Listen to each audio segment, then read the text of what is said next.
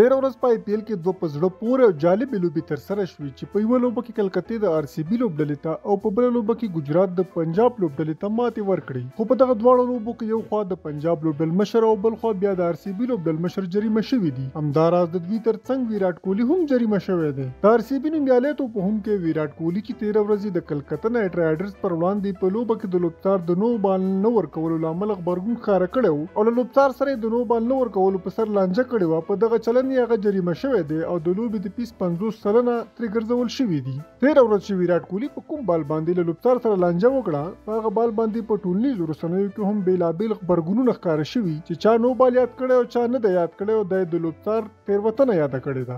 د پنجاب کینګز لوبډلې مشر سیم کورن هم 13 ورځ د ګجرات ټایټنز پر وړاندې په لوبه کې د IPL د اصولو څخه سرغړونه کړې وه چې له امله یې هغه د 2.3 مادې سرغړونکې بلل شوی او نوموړي خپله تېروتنه هم منلې ده چې هغه د یوې لوبې د فیس 50 سلنه جریمه شوی دی. همداراز د RCB لوبډل مشر پاپ ډوپلیسي بیا له دې امله جریمه شوی دی چې د کلکته نایټ رایډرز لوبډلې سره په لوبه کې اورونه په وخت نه ترسره کړي. هغه څخه د لوبې د پیس 12 لکه هندي کلدارې ګرځول شوي دي.